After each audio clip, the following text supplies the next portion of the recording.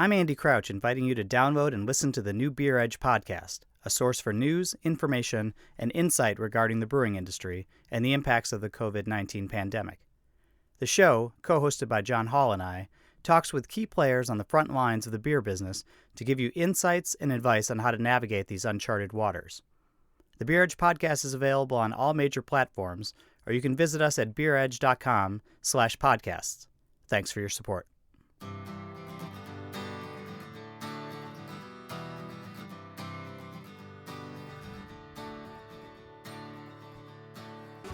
Welcome to Drink Beer, Think Beer. I'm John Hall, and today I'm talking with Averie Swanson about her new brewing venture, Keeping Together. But first, I'd like to invite you to check out beeredge.com. There, you can read articles, find podcast episodes, and subscribe to our newsletter.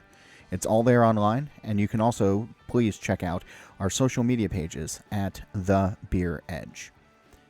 If you're a fan of this show, you're likely a fan of beer in general, and you likely have already heard of Averie Swanson. She's had one of the more storied careers in beer thus far, going from a volunteer at Jester in Austin to its head brewer in just 4 years. But new challenges awaited her, and so she moved north to Chicago, where she started Keeping Together, a brewery that is focusing on mixed culture, rustic, Belgian-inspired beers. We cover a lot of ground in this interview, so I want to get right into it. We recorded just before the 4th of July holiday weekend, and she spoke to me from Chicago about brewing philosophy, ingredients, and the changing nature of beer. Here's our conversation. What is Keeping Together?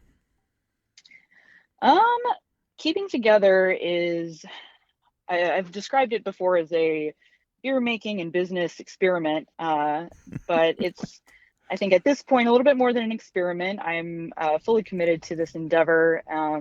It's basically just my attempt at making beer that is interesting and drinkable and balanced, and using it as a medium to increase the empathy of the world. Increase the empathy of the world. Yeah, how do you do that through beer? I'm not entirely sure yet. I'm figuring that out as we go. That's a great description, though. Yeah. Yeah, I figured, that very much is my intention. And I think, in any project that you take on in your life, setting your intention in the beginning of that project or that endeavor is an important part of the process. I think just for me personally, it's always been a goal of mine to kind of hold space for people to be who they are and just feel comfortable around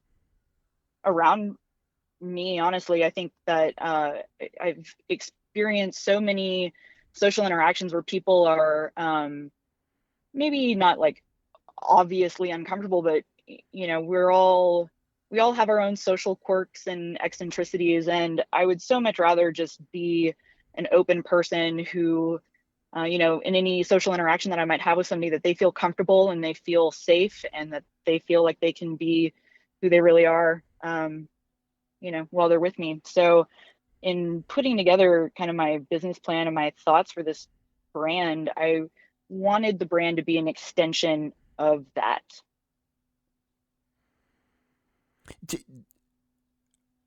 So I guess that's a lot to unpack, and that's sort of a lot to take in. We talk about beer being a community quite a bit, and I do think that going to breweries and going to taprooms and meeting brewers fosters conversation, fosters ideas, and you do have folks from various backgrounds. Beer is not as diverse as people would like it to be, or as it should be.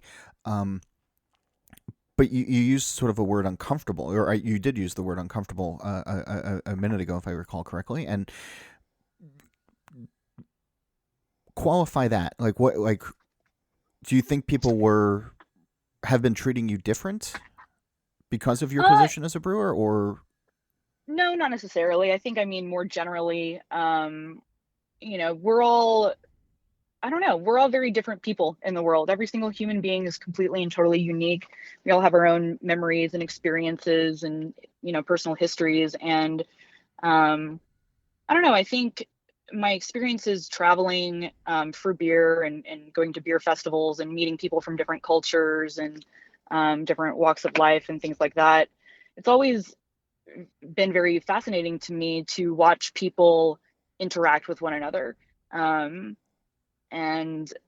I don't know, I think that in the beer industry, there is a lot of that. There are people in the industry who come from, IT, or they come from academia, or they come from, engineering. These are people that all think in very different ways. And you kind of put that on top of this very multicultural experience, going to, like a beer festival in a different country, for instance, and it's just very interesting to watch people interact. And I think that it kind of forces you, like that experience specifically, kind of forces people into this space of like, well, I don't necessarily know if what I'm saying or portraying is really getting my message across. And so, I don't know, I think, I don't know, for me, holding space and kind of just being very open and hearing what people are saying, not just in the words that they're using, but kind of in what they're not saying,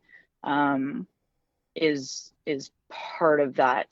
I don't know, maybe uncomfortable isn't the most appropriate word for it. I think, I don't know, there's a lot of people that find a little bit stronger of a voice after they've been drinking alcohol. So it might even just be kind of in observing those interactions, people who would normally be a bit more introverted or a little bit more reserved begin to speak out a little bit more, and you kind of watch the process going on in their brain as that's happening. You can kind of tell, should I have said that? Should I have not said that? And, do they understand what I'm saying? I don't know. It's very, people are fascinating to me. And I think,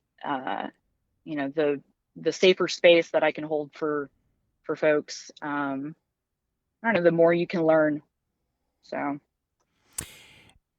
When you were at Jester King, there's certain beer brands and certain breweries that just by the look of their logo command a certain amount of attention or command a certain amount of respect, and that's certainly based on the beer itself, and certainly based on the people who are representing that as well. It's not just a Madison Avenue manufactured kind of thing. Like, there has to be some real thought and some real passion behind it, because people are going to respect that and sort of follow through. But when you start your own thing, how much do you take from what you learned along the way, but also with what you wish you could have been doing earlier, or what you thought to yourself, like, oh, like when I open up my own place one day, like, I'm going to do it this way. Were there conversations in your head like that?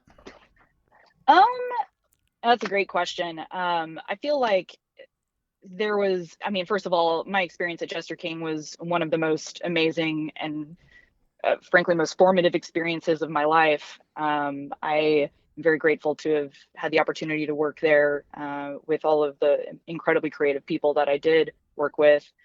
I feel like over the 6 years that I worked there, I had developed a fairly strong network of people around the world, beer makers that, and just industry professionals that, I think did respect what we did and loved the beer and loved the story and everything like that. And I very much felt like I was a part of that story. In venturing out to do or to start keeping together, I feel like part of that story came with me. Mm-hmm. So I don't necessarily feel like I've have lost that. I feel like it's kind of an evolution or an extension of that original story. I don't know. I think that towards the end of my tenure there, we had changed quite a bit as a company. We had bought the rest of the land that the brewery was situated on, including a pizza restaurant, which was already its own fully functioning business. So we inherited a fair amount of employees, and we basically doubled in size overnight, from like a personnel standpoint. And I think a lot of the conversations that I was having in my mind, and many of which were kind of subconscious, I don't think I really came to articulate how I felt about everything until probably late 2018, which is when I ended up putting in my notice that I was going to be leaving. And I'd kind of just decided that I didn't necessarily want to manage such a large business. It had, I remember coming to the brewery and there were folks working and I had not met them before. And that was kind of a disconcerting feeling for me. I very much wanted to know every person that worked at the company that I, was a leader in, and it was hard to manage that on top of managing all of the production and managing all of the offsite events and traveling and being an ambassador for the brand. So I think one of the major things that I wanted to do differently in my business was just to create some balance for myself, and to create something that was very manageable for me alone in the beginning. And then as it continues to grow, I don't want it to grow too fast or grow too large. I want it very much to be an organically evolving thing.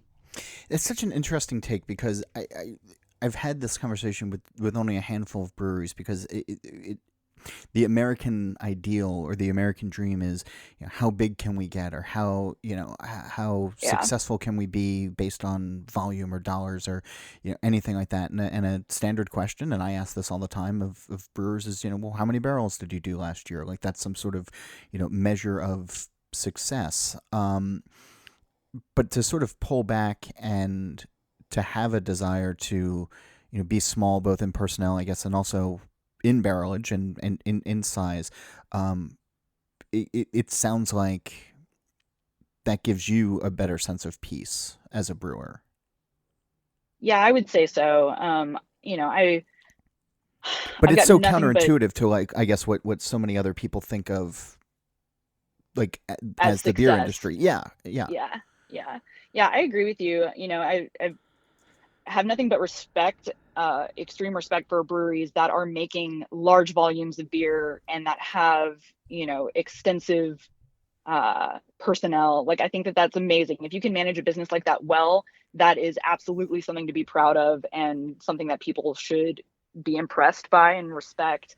But I think at the same time, you start diverging from what you diverge from the craft, honestly. I know plenty of brewery owners who started out as home brewers, and as the company grew, they, brewed less and less.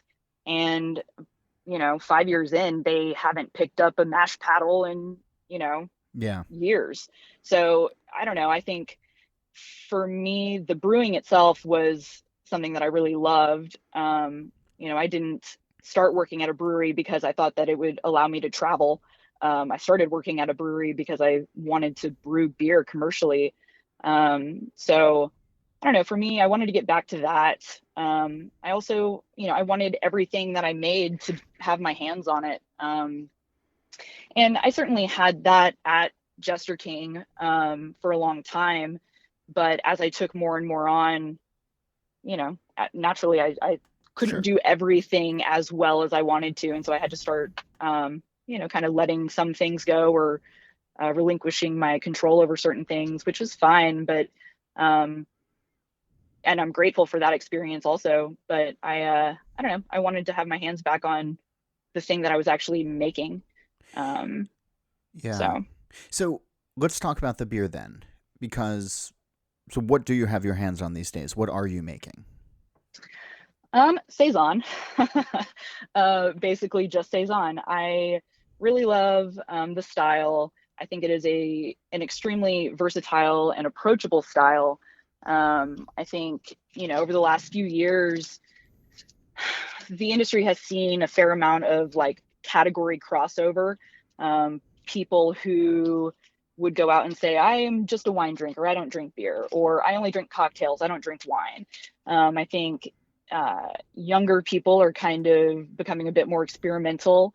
They're crossing over and they'll have a beer and then they'll have a glass of wine and then maybe a cocktail. And there's not that same kind of, category loyalty that there may have been a few years ago. Mm-hmm. So I think from that perspective, a little bit more of a kind of analytical perspective, Saison offers a lot to a lot of people, in my opinion. I think that because there isn't really a ton of rigid guidelines to what that beer is supposed to be, you can really take some creative liberty with it. I think it's also a fairly easy base style to kind of venture into the world of hybrid beverages as well. So kind of beer, wine, hybrids, things like that. I have been exploring some of the ingredients up here in the Midwest that I did not have access to down in Texas. Yeah, so I want to get back into Saison, but I mean, you also went from sprawling farmlands and barns and endless space or thereabouts to store the beers that you were making when you were at Jester King, and now you're in Chicago where space is a premium, and you're also renting space, right, and under somebody else's roof. Yeah, it's funny because people think that there was all this space at Jester King to store stuff, and like the reality was we were just on top of each other. As far as like air conditioned space goes, we had very little air conditioned space.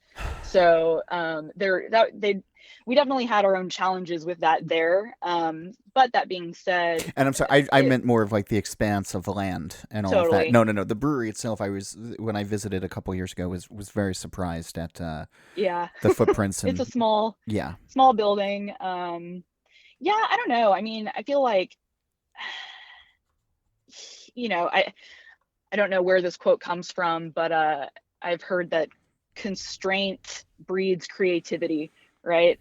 So the idea that like I can't see the ingredients growing right in front of me. I know that they're there. I know I can call a farmer and they can bring them to me.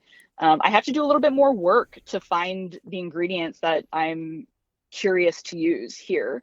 Whereas back at JK, it was a little bit more like, I could walk around the property and I could find things, or I could walk around the property and I would see things that I could use as ingredients, but I had seen them every day, and I would gloss over things.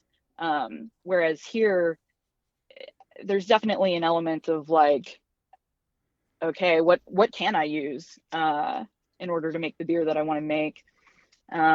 It's definitely a different vibe and environment here in Chicago. The industry especially, I find it to be very different than the one in Austin. How so? Which I don't know. Chicago is an older beer scene for sure. I feel like the people here, the consumers here, are pretty well educated when it comes to beer. And I don't know if the fact that like the Siebel Institute is here, the Cicerone organization headquarters is here, but there is like a fairly educated consumer base here.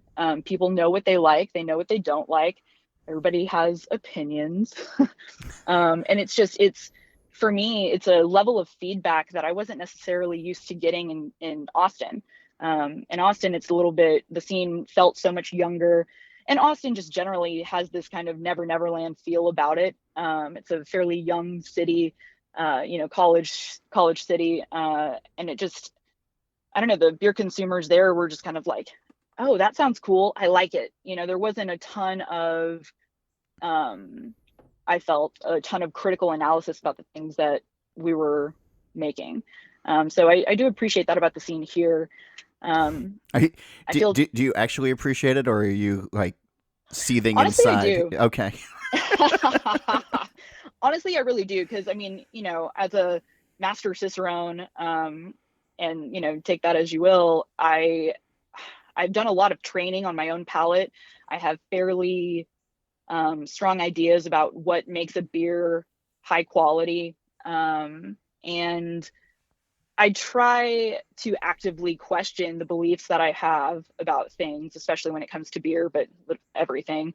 And so to have people constantly, or maybe not constantly, but to have people pipe up with a confidence and a comfortability about what they think might be wrong or how I could do something better is really kind of refreshing. And I don't know, gives me the opportunity to really question the things that I kind of take for granted in my process. So, do you have a good example of that? Because I find that's so interesting, because I know, speaking with brewers over the years, that the beer that they put out, you hope, is their final intent. And, it's more of, this is my expression of this, and so I hope you like it, and if you don't, that's fine. But it almost seems like you're listening to a lot of this criticism and trying to, or any criticism that comes your way, not a lot of it, but, listening to the criticism and trying to decide, what's valid, what's not, and how you can improve. Mm-hmm. Yeah, that's a good question too. Let me think I'm not sure if I can come up with a really concrete example off the top of my head. Sure. But I'll start out saying that, I envisioned this brand originally to be very collaborative. I've always kind of considered what I do with a mixed culture of yeast and bacteria to be a collaboration. You'll hear brewers say, I don't make beer, I make wort. The yeast makes the beer. And that's something that I've always kind of honestly held close. So it's a very collaborative endeavor from the get-go. Making beer here at Half Acre also, there's a collaborative element and that's where there. you're making your wort, and that's where you're storing your barrels as well. Yeah. So that's where I'm doing all of the beer making. And they're, really great. I'm very grateful to have this arrangement here. How did you come to them, by the way? I've traveled to Chicago. I had traveled to Chicago a bunch while I was still at JK. And so I'd met the folks at Half Acre, on like the festival circuit, and, got along well with them. I came up here honestly just to hang out with Lee, who's the special projects brewer and manager of the barrel programs there, and just to kind of see what was going on. And ran into Gabriel, who is one of the owners, founder of Half Acre, and he and I got to talking, and he was like, if you are looking for space, like I would love to have a conversation with you about that. And so it kind of snowballed from there. This would have definitely been probably this was my top choices to breweries here in Chicago that I might want to work with or, collaborate with. Off Color was definitely up there as well, sure. But John and I are super duper good friends. And I was like, if this goes awry, I don't want to lose this person as one of my close friends. And two, I felt like since Lafler does a ton of mixed culture stuff too, it would have been kind of same. And that was less appealing to me than being able to do what I'm doing in a place where, they're making very different beer. Makes sense. So anyway, I interrupted you by asking you about it's okay. Being there, but so back to the other point. So I feel like in making beer, I try to kind of start from a place of, this is a beer that I've made. It's usually inspired by some other sensory experience that I've had, a flavor experience, a meal or a cocktail or, whatever. Try to recreate that memory in liquid beverage form, and then share that memory, that beer with the people that are consuming it. So it's kind of like if you were to tell a story to a friend and, you're trying to communicate all of those things. And as we're doing right now, you kind of like, you say something and it's a dialogue.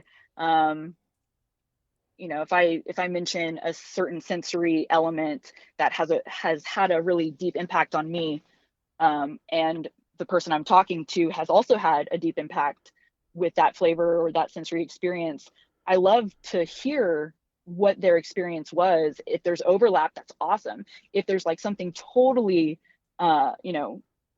incongruent with our sensory experiences, that is also extremely interesting to me. So to be able to make beer and hear what people think about it and kind of, I taste a certain thing, but somebody else might taste something completely different. It gives me insight into the overall flavor experience that I wouldn't have had Yeah. had that dialogue not existed. So you're putting out beers one at a time, right? Mm-hmm. Yes. That's got to be interesting for perspective as well, right? Because it's not like walking into a tap room where you might have 10 or 12 different beers on, if we could still go to tap rooms, but, and, having somebody check in on Untapped and it sort of be all over the place and, try to, figure out, how one beer is doing versus another and, et cetera, score wise, you get a ton of feedback and data just on one beer at a time, essentially. Yeah. I check Untapped occasionally. That's probably like the main uh conduit for feedback that I'm kind of checking regularly. I'm sure there's stuff on Beer Advocate or Rate Beer too. I just haven't spent a ton of time digging through that stuff. So I don't know. Receiving feedback on just one beer at a time is interesting. This most recent beer that I put out is it's a lavender smoked saison re-fermented with honey. And it's the We're going to come fourth back to beer that that in a I've second. Yeah. yeah, it's the fourth beer that I've put out, and it's a smoked beer. And smoked beers are probably the most polarizing style that exists. Not on this You show. either I love smoked beers, and I have been saying for a couple years now that smoked beers will be the next hazy IPAs.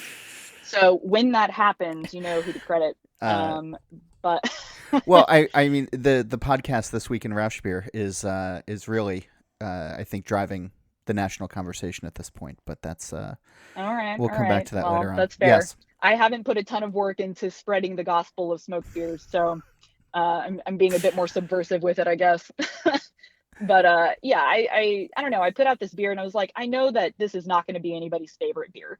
This is not a style, and two, it's like, it's a saison. It's got a little bit of acidity to it at the moment. It's got this like really interesting floral character. But overall, it tastes very much like a mezcal margarita. So, and mezcal That's is fun. polarizing. Yeah. People are not crazy about mezcal. So, I put that out knowing full well that it wasn't going to be anybody's favorite beer. To be honest, it's not my favorite beer, but I think it's fascinating. It's really an interesting flavor profile. The raw ingredients were really intriguing to me. Yeah. So smoked And lavender. yeah, So just like the actual flower, like put through yeah, the smoking yeah. process. Well, so smoking, like basically setting the lavender on fire and using the smoke from that flower to smoke the barley, the barley malt. Oh, okay. Yeah, That makes a yeah. little bit more So sense now. yeah, Okay. so I've been working with Sugar Creek out here. It's a craft maltster in Indiana. Yep. Caleb is the guy that runs it, Mm-hmm. and he's brilliant and he's doing all kinds of really cool, interesting things. They brought this lavender smoked barley by for us to try, and I was just like blown away by how interesting it was, and decided that I was going to make a beer with it. So it's almost exclusively that lavender smoked barley, which, for a lot of smoked beers, you're not trying to use, that as it's usually used as a small portion of your recipe or grain bill. And I used a fair amount of it in this beer with some wheat and some oats. And it's, yeah, really, really interesting. I hopped it hot side with EKG, which is a pretty floral hop to begin with. And I thought that would play nicely off of it. And yeah, I don't know, it was a very, very interesting raw ingredient and made a very interesting beer. So When you're releasing beers now, are you planning these as a one-off, or is there a possibility yeah, to come back to them later on, or what's the... I certainly could come back to them later on if I wanted to. The first beer that I made was a table beer. That beer I will probably be making fairly regularly. It's a style of beer that I love and is something that I would like to have around Mm-hmm. all the time. So I've got the second batch of that in tank right now, actually. And we'll probably make it one more time this year. But yeah, for the most part, these beers are kind of, uh, they're, to say one off is kind of a like, I don't know.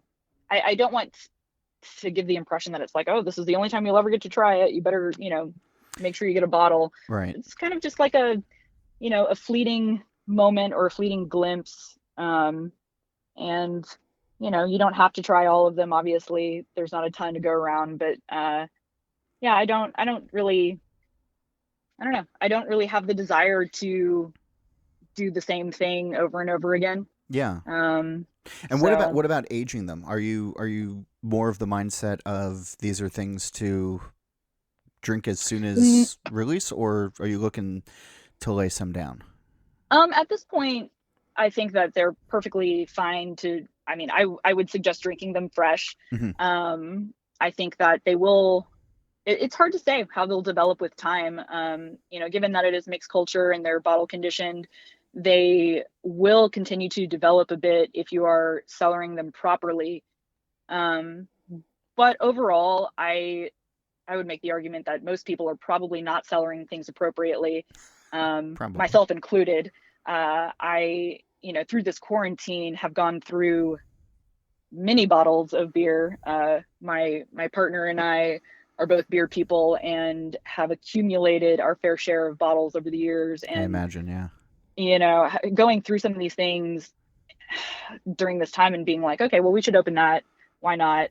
And it's like a barrel aged stout or a barley wine or something even sour barrel aged sour beers, and it's just they lose some of their essence. They lose a lot of their uh vibrance, and to me they're just not as good with that time. Yeah. So if you're going to lay them down, I'd say do it appropriately in proper cellar temperature and only do it for a short period of time, maybe 4 to 6 months, maybe a year. But at this point they're fresh saisons and they should be enjoyed fresh. So you brought up the quarantine, and obviously COVID is not going away anytime soon. I mean, the Yeah. news kind of keeps getting more grim by the day, it seems. Um, I know for breweries with brick and mortar and that had active tap rooms at the beginning of March, it's been a huge transition for them to online sales and to go and trying to figure out what comes next when it comes to draft beer and everything else with so many places shut down. What sort of challenges have you gone through with your business model? So I am selling all of the beer primarily out of the Half Acre bottle shop. So all of the packaged stuff is going, all of the bottles are going through the bottle shop there.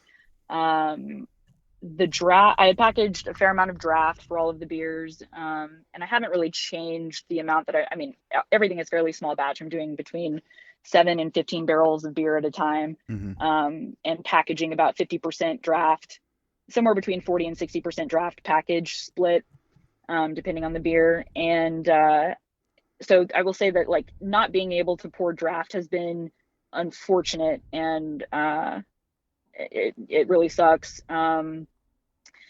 But that being said, I'm very grateful that the bottle shop is still running, and I'm able to sell the beers there without too much of an issue.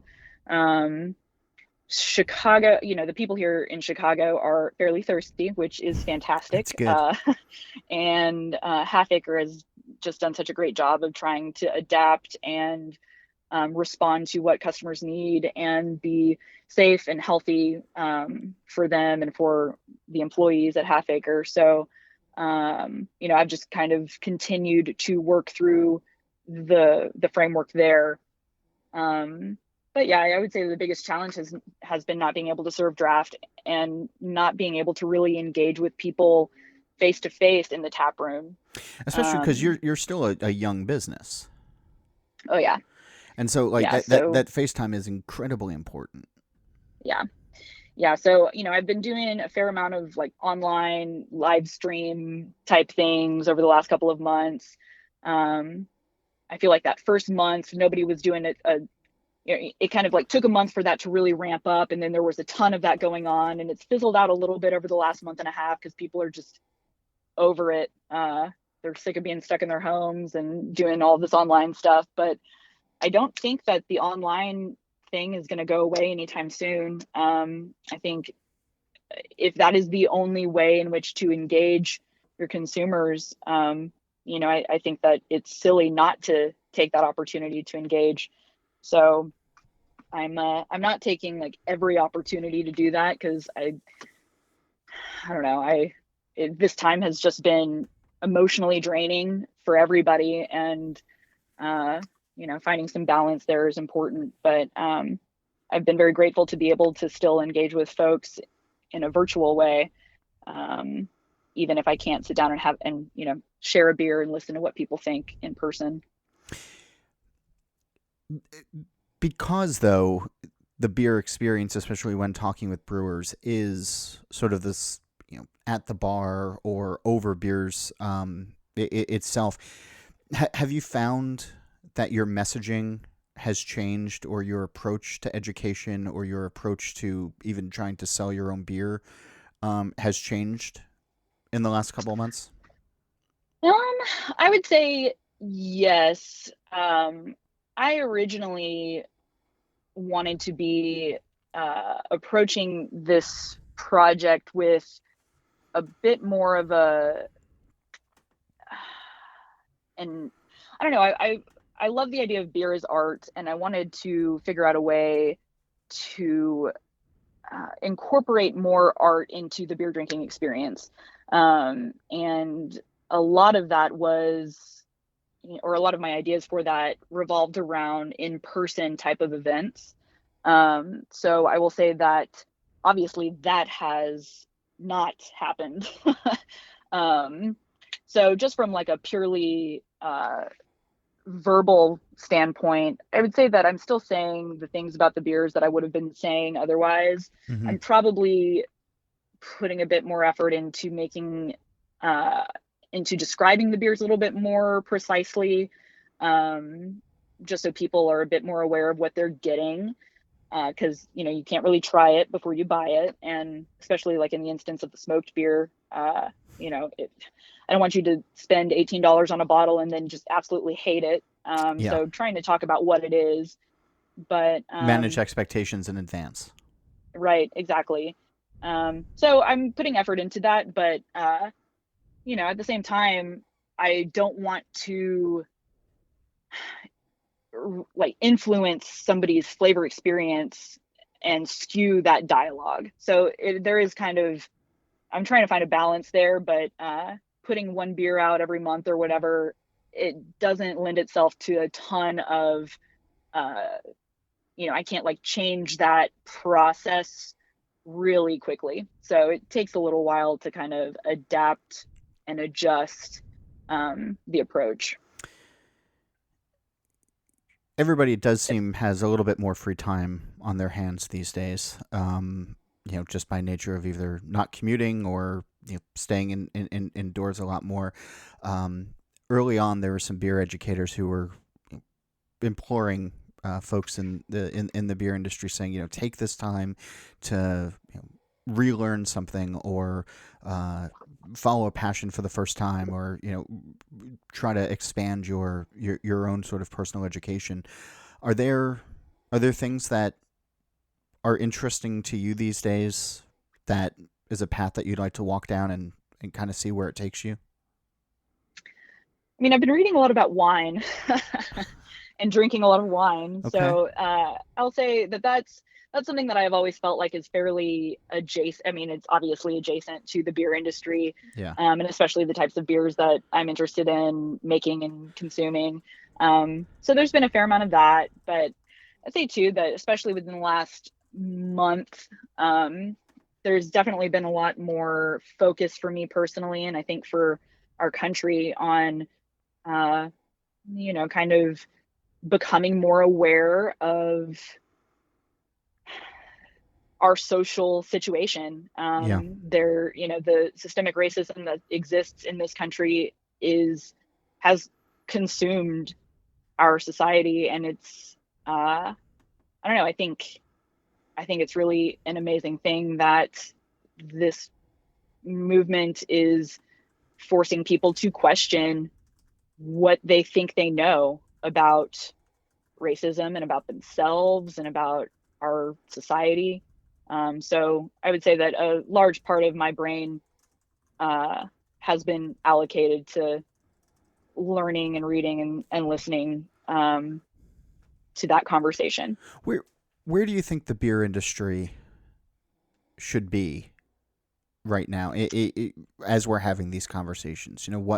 There's obviously been the Black is Beautiful beer movement that's taking place, and there's close to 1,000 breweries as of our conversation that have signed up for it, and it's certainly increasing awareness. But it's sort of taken this terrible human tragedy, this terrible murder, and all of these murders, to have a national conversation about it. But, beer, I think for a long time has considered itself to be, or craft beer, diverse or, different or rule breaking. But it seems like there's a lot of conversations that are happening these days on how individual companies can be better.